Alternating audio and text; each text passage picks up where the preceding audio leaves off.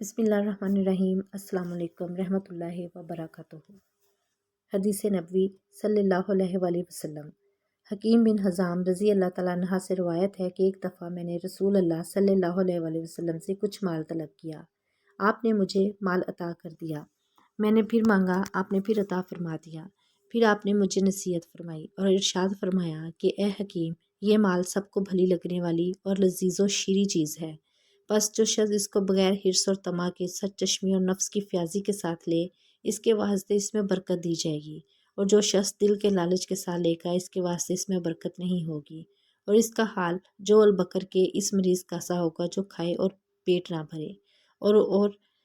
والا ہاتھ نیچے والے ہاتھ سے بہتر ہے، یعنی دینے والے کا مقام اونچا ہے اور ہاتھ پھیلا کر لینا ایک گھٹیا بات ہے، لہٰذا جہاں تک ہو سکے اس سے بچنا۔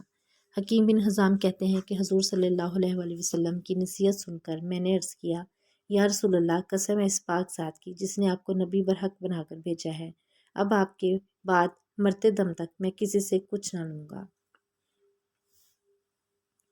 اسی حدیث کی صحیح بخاری ہی کی ایک روایت میں یہ بھی ہے کہ حکیم بن حزام نے حضرت صلی اللہ علیہ وآلہ وسلم کی خدمت میں جو عہد کیا تھا،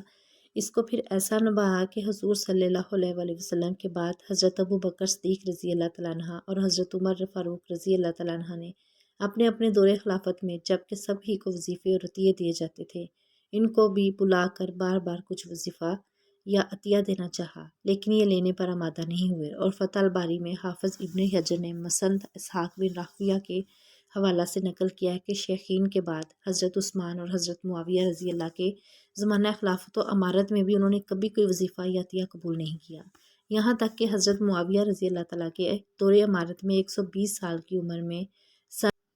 سن 54 ہجری میں وفات پائی۔ دولت کی حرص کے بارے میں حکیم بن حزام کو حضور صلی اللہ علیہ وسلم کی نصیحت اور ان پر اس کا مثالی اثر۔